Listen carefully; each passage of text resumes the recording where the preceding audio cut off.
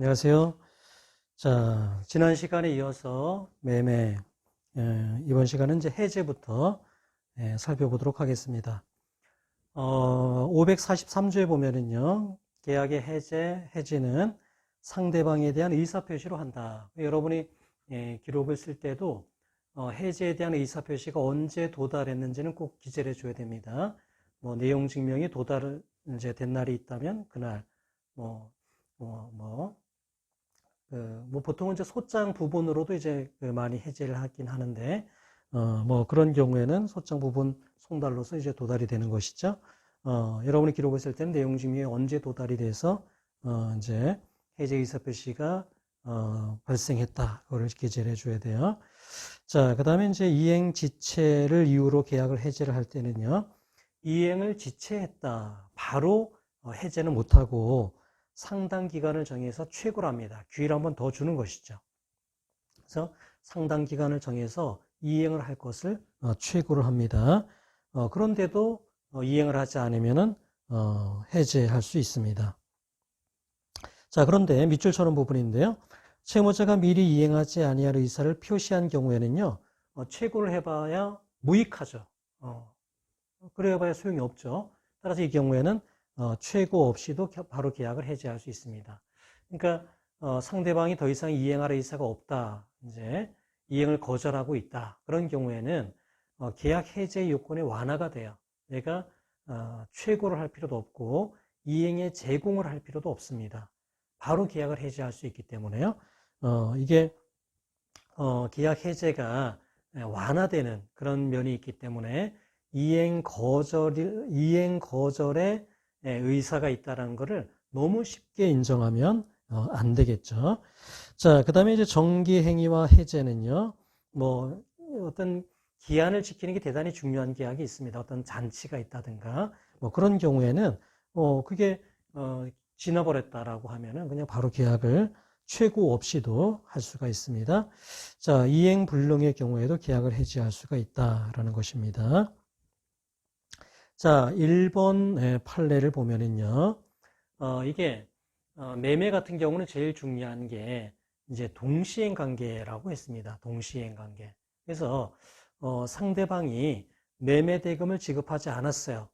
그런데 매매 대금을 지급하지 않았다 하더라도 그냥 쉽게 매매 계약을 해지할 수 있는 것은 아닙니다. 나에게도 어떤 등기 서류를 이전해 줘야 되는 의무가 있다 이게. 그게 어떤 동시행 관계다라고 할 때는요, 어떤 상대방이 어떤 이행 지체에 빠졌다 하더라도 내가 적법한 최고를 하고 그걸 해제하기 위해서는 나의 이행의 제공을 한 상태에서 최고를 해야 된다 이거야. 그리고 해제를 해야 된다. 그래서 이게 중요합니다. 자, 그런데 이거를 너무 엄격하게 이제 요구를 이제 하다 보면은요, 상대방이 뭐 매매 대금을 하나도 준비 안 했다 이거야. 하나도 준비 안 했다. 그런데 나도 이전 등기에 필요한 서류들을 이행을 제공을 해야 된다. 이거를 너무 엄격하게 하게 되면은 상대방이 매매 대금을 하나도 준비 안 했음에도 불구하고 내가 계약을 해지한다고 했을 때 부당하다라고 구실을 줄 가능성이 많다는 겁니다. 그래서 내가 어느 정도 이행의 제공을 하면서 최고를 해야 되느냐, 그리고 해제 의사 표시를 해야 되느냐, 그거를 판단할 때는 항상 신의 성실의 원칙에 따라서 상대방이 어느 정도 준비를 했는지를 보고 그거에 맞춰서 판단을 해야 된다라는 겁니다. 그래서 이행의 정도는 신의 성실의 원칙에 맞게 합리적으로 정해야 된다라는 거예요. 그래서 매수인이 매매 대금을 전혀 준비하지 않은 상태입니다. 그래서 내가 이제 그거에 대해서 이행을 최고하면서 계약을 이제 해지할 때 어느 정도의 이행의 제공을 해야지만 적법한 이행의 최고와 해제가 되겠는가라는 것인데요. 이 사안에서는 자, 부동산 매도용 인감증명서를 발급하지 않은 면은 있었습니다. 그런데 다른 서류들은 다 준비가 돼 있었어요. 그래서 언제든지 어떤 부동산 매도용 인감증명서를 발급받아서 그 매수인에게 넘겨줄 수가 있는 상황이었다면은 그 정도는 적법한 이행의 제공을 한 상태에서의 적법한 최고이고 계약 해지 의사표시다라고 인정한 겁니다. 그러니까 상대방이 매매대금을 전혀 지급하지 않은 그런 상태였잖아요. 그렇다면 신의성실 원칙상 내가 매도용 인감증명서 외에 다른 서류를 다 준비한 그런 상태였다면은 그 정도는 괜찮다 이거야. 그래서 그 상태에서 적법하게 최고하고 해지를 했다면 유효하다라고 판단했습니다. 그래서 이 사안에서는 어땠냐면요, 상대방이 이제 그 매매대금을 준비를 안 했어요. 그래서 매도인이 어떻게 얘기를 했냐면, 그러니까 다른 서류는 다 준비한 거예요. 매도용 인감증명서 빼고 다른 서류는 다 준비한 상태에서 최고를 한 겁니다. 언제까지 그 지급 이제 매매대금과 지연이자를 지급해라. 그때까지 지급하지 않으면 계약을 해지한다. 이렇게 의사표시를 한 거야. 그러니까 최고와 해지 의사표시를 같이 할 수 있습니다. 그러니까 원래는 언제 상당 기간을 정해서 최고를 하고 그때까지 이행을 안 하면 계약을 해지하는 거지만 이걸 같이 할 수도 있어요. 상당 기간을 정해서 최고하면서 그때까지 이행이 되지 않으면 계약을 해지한 것으로 본다. 이렇게 할 수도 있는데 이건 이제 이렇게 한 거예요. 근데 이거는 적법한 이행의 최고와 계약 해지 의사표시다라고 본 겁니다. 그러니까 신의칙상 이행의 제공을 제대로 한 상태로 보는 거예요. 자, 그 다음에 이제 2번 판례입니다. 자, 2번 판례도, 자, 이제 잔금을 준비하지 않았습니다. 매수인이요. 자, 그래서, 매도인이, 이제, 다른 이제 어떤 필요한 서류들을 이제 다 준비해서, 자기 집에 이제 가지고 있어요. 그리고, 그 매수인이 돈만 준비해 오면 바로 법무사에게 위임해서 등기를 이제 넘겨줄 수 있는 그런 준비가 된 상태에서 이행을 최고하면서 그 다음에 최고가 없자 계약을 해지한 겁니다. 자, 이 경우에도 매도인이 매매대금을 전혀 준비하지 않은 상태였다 이거야. 그렇다면 요 매도인 입장에서 이전 등기에 필요한 모든 서류들을 준비해서 자기 집에 가지고 있었다 하더라도 이건 신의칙상 그 정도면 적법한 이행의 제공이 있었다는 거예요. 그 상태에서 최고하고 해제 의사표시를 했다면 그거는 가능하다라는 겁니다. 그러니까 너무 완벽한 이행의 제공을 요구할 필요가 없다는 거예요. 상대방의 준비 정도를 보고 판단해야 된다는 거예요. 그러니까 상대방이 준비를 뭐 제대로 했다면 당연히 필요한 서류를 다 준비해서 법무사 사무실에 그걸 맡겨놓고 언제든지 대금을 가지고 매매대금을 준비해 오면 넘겨줄 수 있도록 그게 더 완전한 준비 이행의 제공이긴 하겠지만요. 신의칙상 상대방이 매매대금을 준비하지 않은 상태라면 그 서류를 자기 집에 가지고 있으면서 그 정도로 이행 제공을 하는 상태에서 최고와 계약 해제도 가능하다라는 것입니다. 자, 그 다음에 이제 3번입니다. 자, 어떤 이제 매매대금을 이제 준비를 했어요. 매매대금을 준비를 했는데 상대방이 이제 그거를 수령을 안 한 겁니다.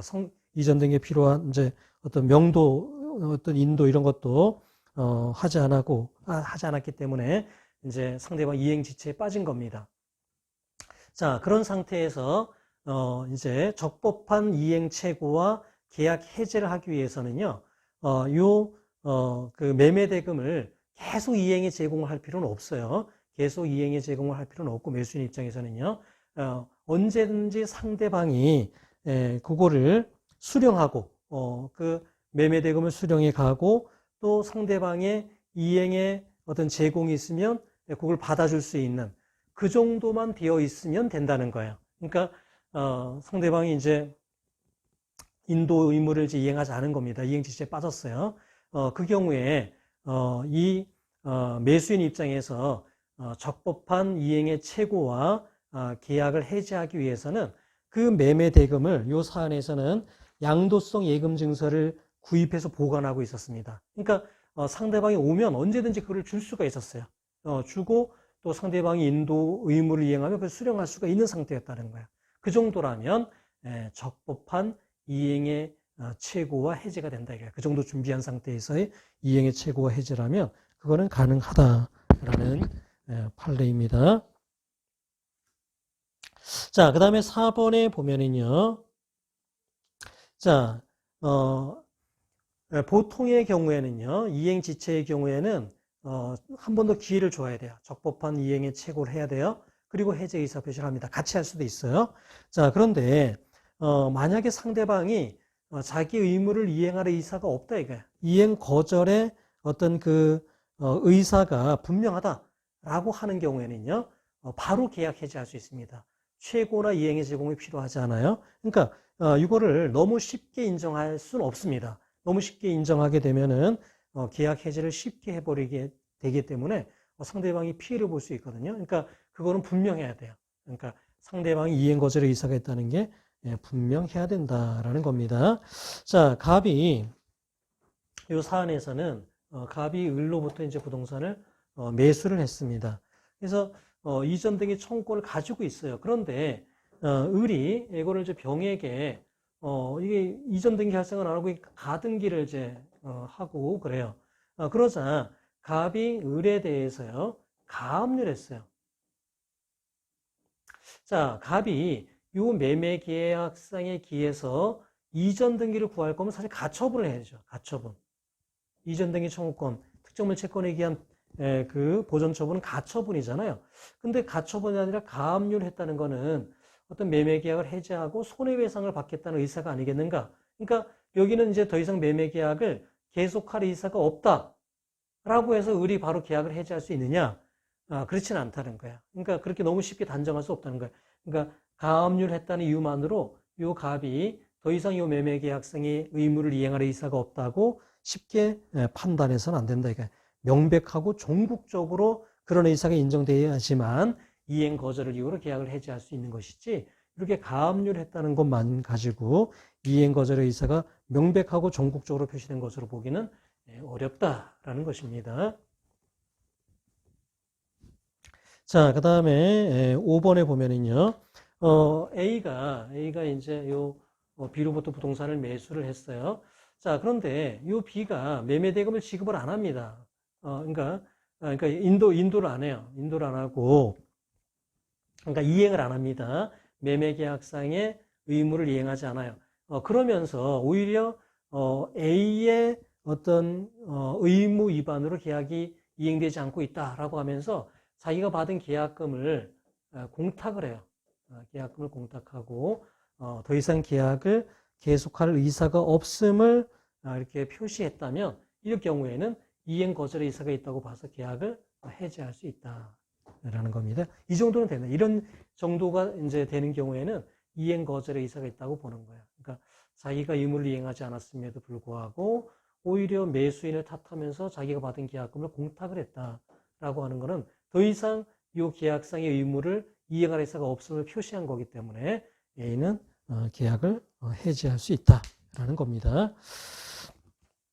자, 그 다음에 이제 6번에 보면은 계약에 이제 어떤 해제가 있었다 이거요. 계약에 해제가 있었는데 이미 이해관계를 가진 제3자가 있다면은 계약 해제로서 그 제3자에게는 대항할 수가 없습니다. 그러니까 A 소유 부동산이 있었는데 이걸 이제 B에게 이렇게 매매를 했어요.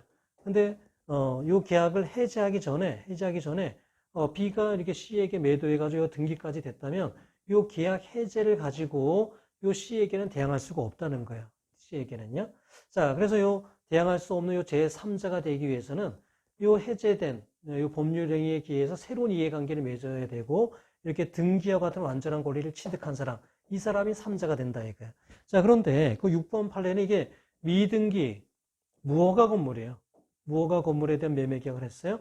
자, 그러니까 요 C가 이거를 등기는 못했고 무허가 건물 관리대장에 이제 등재를 한 거예요. 자, 그런데 이 정도 가지고는 어떤 계약 해제에서 대항할 수 없는 그 제3자에 해당하지 않는다 이거예요. 그러니까 이게 등기도 아니고 무허가 건물 대장에 등재한 거는 어떤 소유권을 취득하는 것도 아니고 그 다음에 관습법상의 어떤 물권이 있는 것도 아니다 이거예요. 예, 그리고 어떤 사실상의 소유권이라는 것도 아니다. 그래서 어떤 완전한 권리를 취득한 사람이 되는 건 아니기 때문에 요 C는요, 요 계약 해제에 대해서 대항할 수 없다 이거예요. 따라서 A는 C에 대해서 계약이 해제됐으니까 너가 요 무허가 관리 대상의 소유자로 등재되어 있는 거 말소하라 할 수 있다는 겁니다. 그래서 무허가 건물 소유 명의인 변경 이제 그거 말소해라 이제 그런 소송을 제기한 겁니다. 자, 그 다음에 7번에 보면은요, 이게 좀 전 예를 들어서 이게 등기가 돼 있어요. B에게 이제 팔아서 등기가 됐고 C에게 다시 이제 팔아서 등기가 됐다면, 그러면 이걸 계약을 해지하더라도 이 C에게는 대항할 수 없는 것이죠. C에게는 대항할 수 없어요. 근데 C가 이 매매 계약을 할 때 이 매매 계약이 해제될 가능성을 알았다 하더라도 마찬가지예요. 뭐 해제될 가능성이 있다 하더라도 여전히 이건 해제가 안 되는 거니까 유효한 법률행위가 있었던 거잖아요. 그러니까 그 해제될 가능성이 알았다는 이유로 보호받지 못하는 건 아니다라는 겁니다. 자, 그 다음에 이제 8번에 보면은 소유자가 이제 A가 이제 소유자인데 어떤 이제 B가 이제 그 어떤 분양을 받은 사람입니다. 수분양자예요. 그래서 이제 수분양자, 아직 소유자는 아니죠. 수분양자 지위에서 C하고 어떤 주택에 대한 임대차 계약을 체결하고, 여기가 이제 전입신고, 그 다음에 확정일자, 뭐 입주, 전입신고, 확정일자 이런 걸 이제 받은 세입자인 겁니다. 자, 그런데 이제 요 분양계약상의 의무를 이행하지 못해가지고 계약이 해제가 됐을 때 이게 보호받을 수 있는, 계약 해제에서 보호받을 수 있는 제3자에 해당하는지, 이게 이제 문제가 된 건데요. 자, 이 경우에 이 수분양자도 소유자는 아니지만 임차할 수 있는 권한이 있는 사람이다 이거야. 임차할 권한이 있는 사람이고, 이 B하고 임대차 계약을 체결하고 그 다음에 입주 전입 신고를 해가지고 대항력을 취득했다면 이거는 완전한 권리를 취득한 제3자로 봐야 되기 때문에 이 매매 계약이 해제되더라도 이 C는 대항할 수 있다. A에게 대항할 수 있다는 게 그 8번 판례입니다. 자, 그런데 9번 판례는요. 이게 이제 이렇게 매도인이 있는데 A가 매도인인데 B가 매수인이에요. 근데 아직 소유권이 넘어오지 않은 상태에서 매매 목적물을 이제 임대차를 했어요. 그리고 C가 이렇게 입주하고 전입신고를 했습니다. 대항력을 이제 취득했어요. 이 경우에 이 매매 계약이 취소됐을 때 이 C는 대항할 수 있는 제3자에 해당하느냐에 대해서 요 9번 판례는 그렇지 않다라고 했어요. 그러니까 매매 계약이 해제됐기 때문에 여기는 임대할 권한이 없는 사람이 임대한 거랑 마찬가지이기 때문에 요 C는 A에게 대항할 수 없다라고 했는데 요 두 판례가 비슷한데 결론을 좀 달리 하고 있습니다. 그래서 판례가 이제 요게 이제 옛날 판례고 요게 이제 그 이후의 판례인데 실질적으로는 변경된 것이 아닌가. 그리고 어떤 세입자를 더 보호해주고 있는 그런 추세를 고려할 때는 소유자가 아니라 하더라도 적법하게 임차할 수 있는 권한이 있는 사람이 임차를 하고 세입자가 이렇게 대항력을 취득했다면 보호받는 제3자에 해당하는 게 아닌가. 계약이 해제되더라도. 그래서 실질적으로 9번 판례는 변경된 게 아닌가라는 게 제 생각입니다. 근데 아주 명시적으로 판례가 변경되지는 않았기 때문에 조금 유의해야지 되는 사안입니다. 자, 그 다음에 이제 원상회복에 대해서 살펴보겠습니다. 계약이 해제가 되면은요, 원상회복할 의무가 있습니다. 548조 1항에 있죠. 상대방에 대해서 원상회복을 해줘야 돼요. 그러나 제3자의 권리를 해하지는 못합니다. 그러니까 해제되기 전에 이미 이해관계를 가진 완전한 권리를 취득한 그 제3자의 권리는 해하지 못한다 그랬죠. 자, 그 다음에 2항에 보면은 전항의 경우에 반환할 금전에는 그 받은 날로부터 이자를 가하여야 한다라고 되어 있는데요. 아주 대단히 중요한 조항이에요. 원래 이자는요, 보통 뭐 내가 돈을 이제 빌려줬다, 대여금, 그런 경우에는 이자 약정이 있는 경우에만 이자를 청구할 수 있습니다. 자, 그런데 내가 매매 대금을 내가 지급했다 이거야. 그런데 계약이 해제됐다? 그러면 그 매매대금에 대한 이자까지도 내가 받을 수 있다는 겁니다. 그러니까 이 경우는 법에서 아예 이자를 인정해 준 거예요. 이자 약정이 따로 없다 하더라도요, 이 경우는 법정 이자가 발생합니다. 이자 약정이 있다면 당연히 이자 약정에 의해서 내가 이자를 받을 수 있겠지만은 만약에 이자 약정이 없어도 지급한 매매대금의 법정 이자까지는 가산해서 이자를 가산해서 내가 받을 수 있다라는 겁니다. 여기서 이제 이 이자는요, 그러니까 부당이득입니다. 부당이득의 성질을 갖는 거예요. 부당이득에 기해서 이제 이자를 받을 수가 있다라는 겁니다. 자, 그다음에 549조의 원상회복은 이제 뭐 쌍방이 나는 매매대금을 반환받아야 되고 상대방은 말소등기를 받아야 된다. 그 동시행 관계다라는 것이죠. 자, 1번 그 판례를 보면은 자, 계약 해지가 되면 원상 회복을 해줘야 되는데요. 우리 판례는 이 원상 회복 의무는 부당 이득의 성질을 갖는 건데 특별 규정의 성격을 갖는다라고 봅니다. 그래서 부당 이득에 관한 특칙이라고 봐요. 548조가요. 자, 그래서 부당 이득에 있어서는 뭐 부당 이득 반환할 때 이득이 현존하는지, 그 다음에 그 청구하는 사람이 선인지 악인지 이런 거를 이제 가지고 부당이득 반환 범위가 정해지지 않습니까? 그러나 계약 해제로 인한 원상회복의 경우는 다 돌려주는 게 원칙이다라는 게 우리 판례의 입장입니다. 다 돌려줘야 된다. 계약이 해제된다. 그럼 서로가 다 원상으로 다 돌려줘야 된다. 그래서 부당이득에 대한 특칙의 성질을 갖는다라는 겁니다. 자, 그래서 이제 만약에 이제 A가 이제 B로부터 부동산을 이제 매수했어요. 그러니까 매매대금을 이렇게 지급했다가 매매계약이 이제 해제가 되면서 계약이 이제 해제가 됐어요. 매매계약이 이제 해제가 되면서 지급했던 매매대금의 이제 반환을 이제 이렇게 구하는 겁니다. 자, 이런 경우에 이거는 이제 원상 회복으로서 인정되는 거기 때문에 매매대금 반환을 이제 하는 거기 때문에 이거에 대해서 B가 이렇게 주장할 수 있냐 이거야. 야, 너가 매매 계약이 해제되는데 일정한 원인 제공을 했으니까 과실상계를 해서 이 매매대금 중에 과실상계하고 나머지를 내가 반환하겠다. 그럴 수가 있냐 이거야. 그럴 수가 없다는 겁니다. 과실상계는 손해배상 청구권에 인정되는 거예요. 불법행위든 채무불행이든 거기에 인정되는 것이지 매매대금 반환 같은 원상회복에 있어서는 과실상계를 할 성질의 것이 아니다라는 겁니다. 뭐 그런 거죠. 예를 들어서 만약에 B가 이 목적물을 이렇게 A에게 이제 인도했다 이거야. 자, 그리고 매매계약이 이제 파기가 돼서 해제가 돼서 이거를 이제 돌려준다 이거야. 근데 이 B에게 매매계약 해제 원인이 일정 부분 있다고 해가지고 이 목적물을 일부 부수고 30% 과실이 있다면 30%는 부수고 건네줄 수 없잖아요. 그대로 줘야 되지 않습니까? 그렇다면 매매대금도 마찬가지로 매매대금도 다 돌려줘야 돼요. 서로 완전히 다 돌려줘야 되는 것이지 과실상계할 수 있는 것은 아니다라는 것입니다. 자, 그 다음에 이제 2번 판례를 보면은요, 이제 어떤 분양 계약을 이제 체결하면서 A가 B에게 분양대금 1,000만 원을 만약에 2020년 1월 1일에 1,000만 원을 이제 지급을 했습니다. 자, 그런데 어떤 그 문제로 인해서 계약이 이제 파기가 됐어요. 그래서 2020년 3월 1일에 요 A가 B에게 매매 계약을 해제하면서 반환을 청구한 겁니다. 매매대금 내가 지급한 분양대금 1,000만 원의 반환을 이제 이게 청구를 했다. 이런 경우에 자, 그러면은 B는 어떻게 해야 되냐면은 매매대금에 대해서 이렇게 1,000만 원을 이렇게 반환을 하면서 이자를 가산해야 된다는 거예요. 그러니까 이 매매대금을 받은 2020년 1월 1일부터요. 요 계약이 해제돼서 이제 되기까지 요 3월 1일까지는 이자를 가산해야 돼요.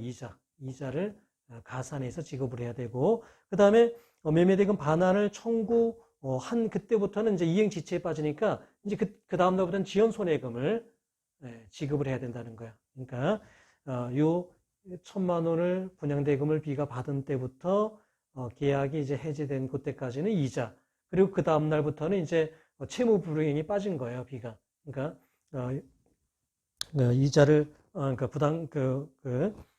분양대금을 돌려달라라고 이행 청구를 하면 기한에 정함이 없는 채무는 그때부터 이제 지연손해금이 발생하니까요. 그 다음날부터는 지연손해금을 지급을 해야 된다라는 것입니다. 자, 그런데 이제 이 이자는 그러면 이제 퍼센티지는 어떻게 하냐 이게. 그러니까 이 경우에는 이자를 이제 3%를 이제 이렇게 약정을 했다면 어떻게 되냐면, 그거는 3% 약정 이자가 있으니까 3%에 기해서 이제 이자는 발생한다 이거. 자, 그리고 지연손해금은요. 이거는 이제 민사면 5%, 상사면 6%가 인정이 된다 이거.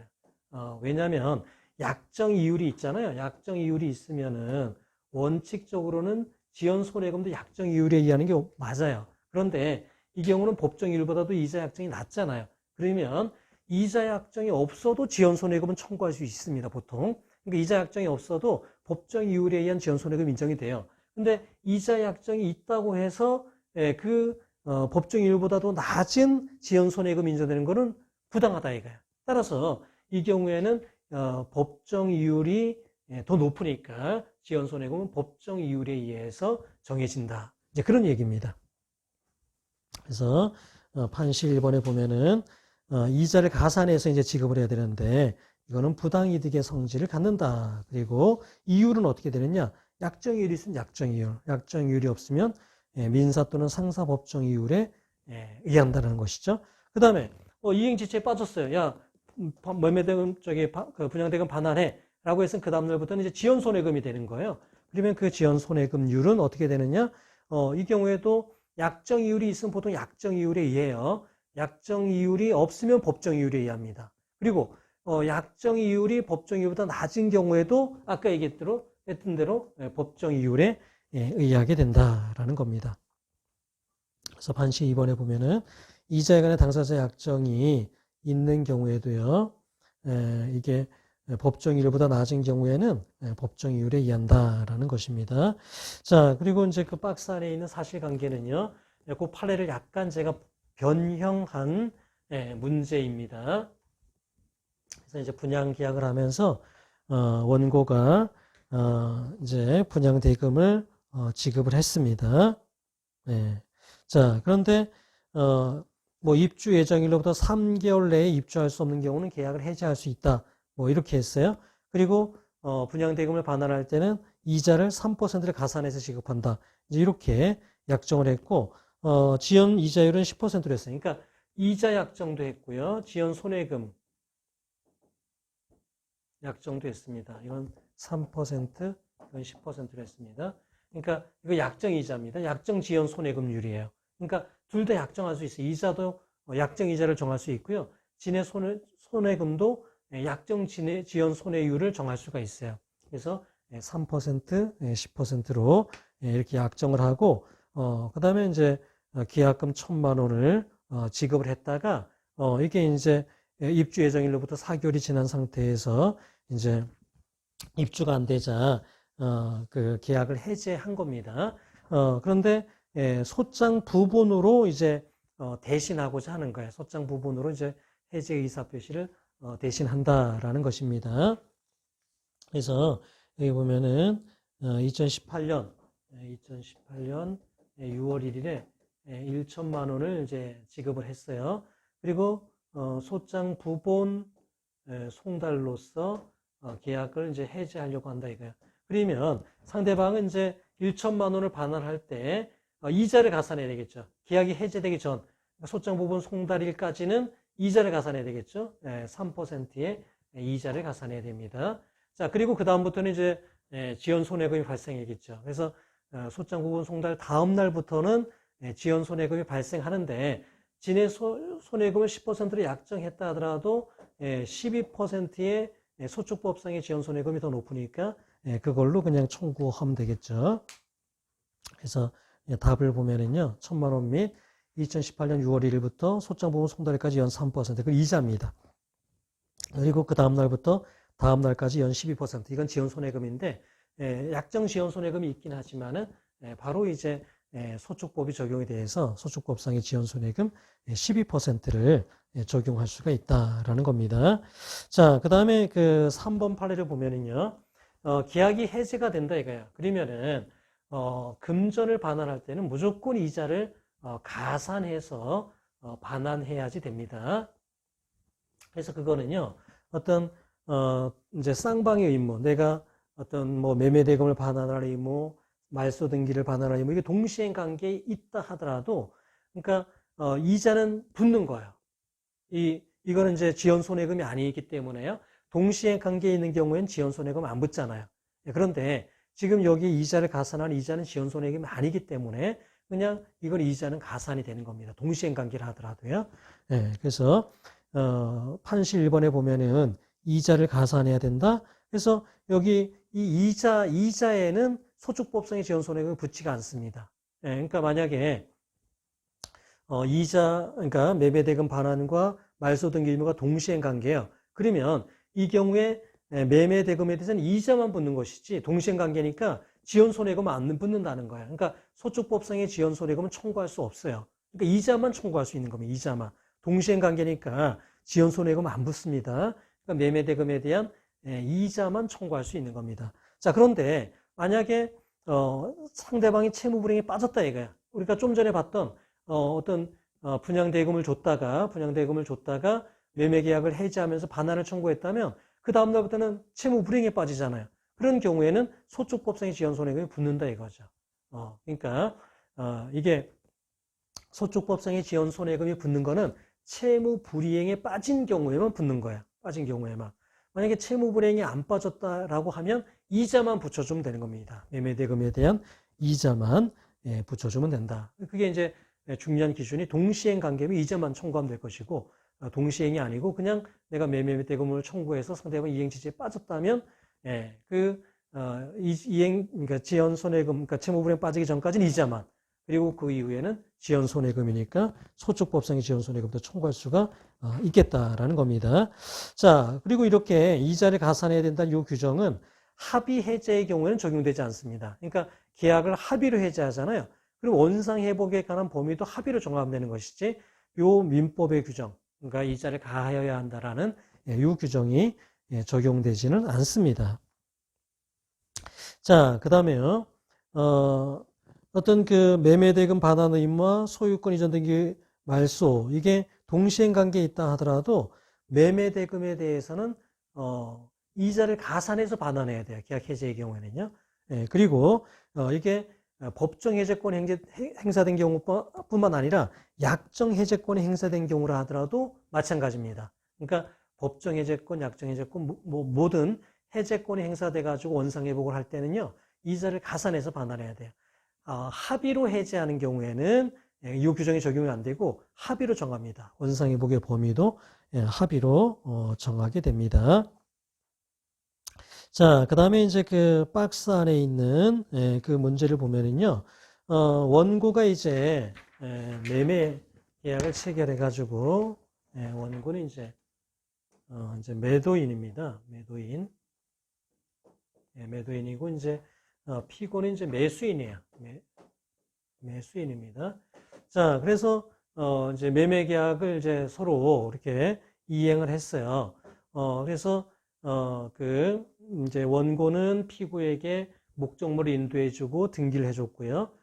피고는 원고에게 매매대금을 이렇게 지급을 이제 이제 지급을 했던 거죠. 그래서 계약이 이제 파기가 된 거야.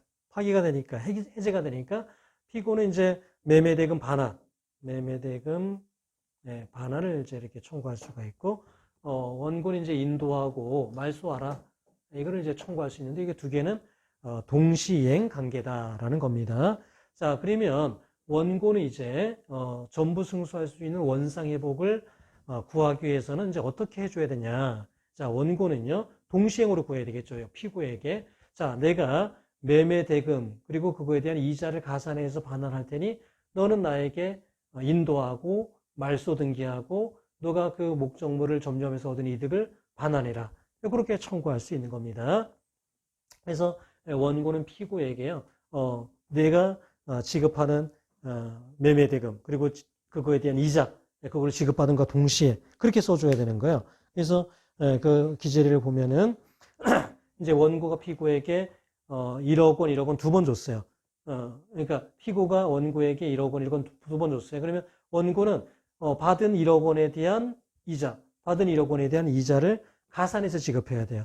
그래서 2억 원 중에 1억 원에 대해서는 2018년 6월 15일 그때 받았으니까요. 나머지 1억 원에 대해서는 2018년 7월에 1억 원이 또 그때 받았으니까요. 그때부터 5%의 비율에 의한 금원을 지급받은과 동시에 여기 5%가 붙어야지 뭐 소축법상에 12% 그런 거 붙이면 안 됩니다. 지금 동시행관계이기 때문에 지연손해금이 발생할 것도 아니에요. 발생하지 않습니다. 그러니까 이자만 가산하면 돼. 이자만.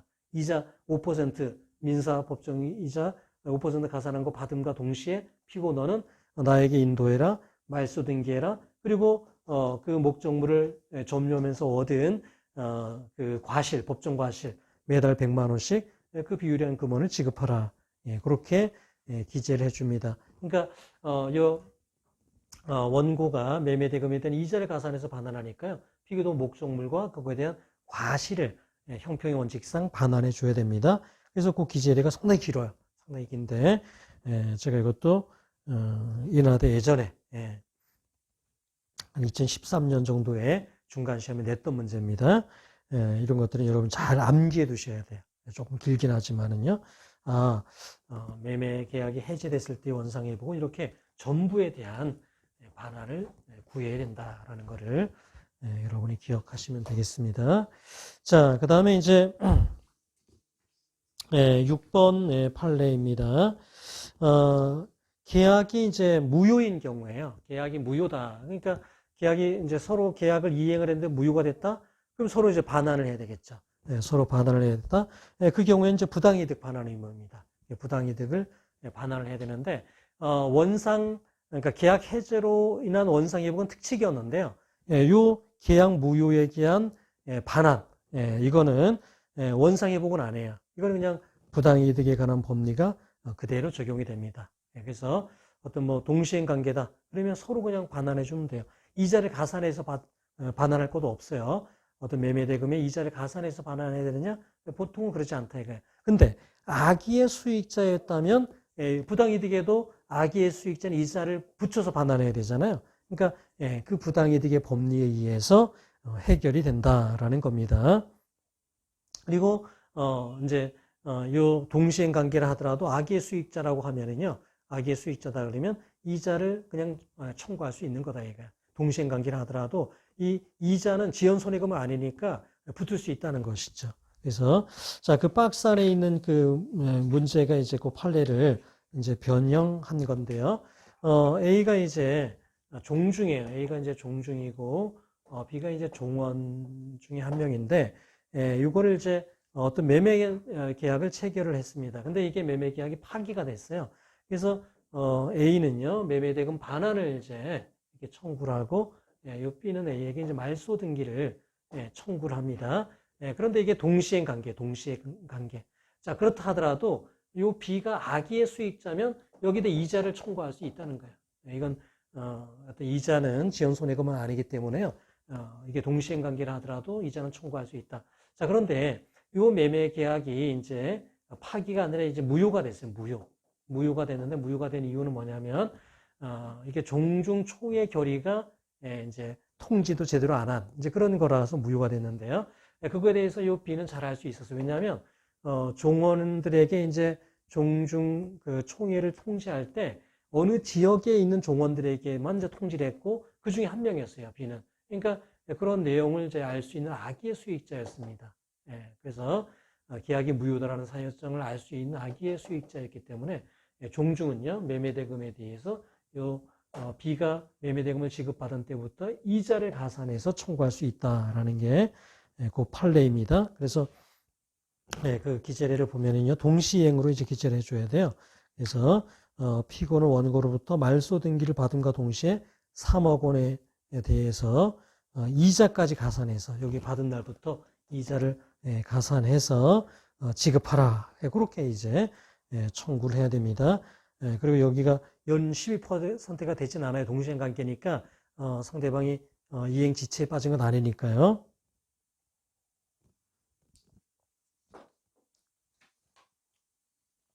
자, 그 다음에 7번에 보면은 계약이 해제됐을 때 원상회복은요 부당이득에 관한 특칙이라고 했죠. 그래서 전부에 대한 반환이 이제 원칙이다라는 겁니다.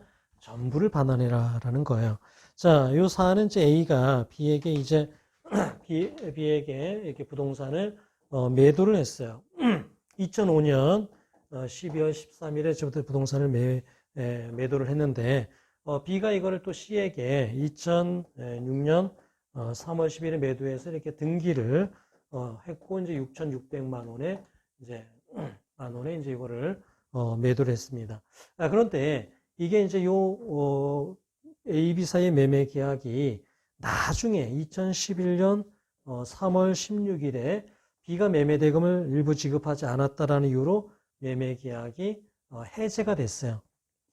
그래서 A는 B에게 이제 원상회복으로 사실 부동산을 받아야 되지만 이게 B가 C에게 이제 처분해 버렸으니까 부동산은 못 받습니다. 온물 반환은 안 되고 이제 가액으로 받아야 되는데 그러면 가액으로 뭘 받아야 되느냐? B가 요 부동산을 6,600만 원을 처분했으니까 요 6,600만 원 그리고 요 2006년 3월 10일 처분한 이때부터 이거에 대한 이자를 가산해서 반환을 해야 된다라는 게 그 판례입니다.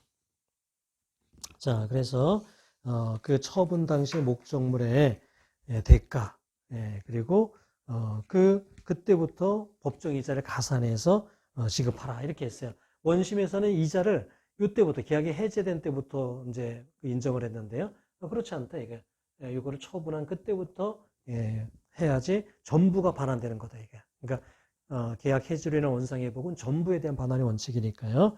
그렇게 보아야 한다라고 판단을 했습니다. 자, 여기까지 하고 잠깐 쉬었다가 하겠습니다.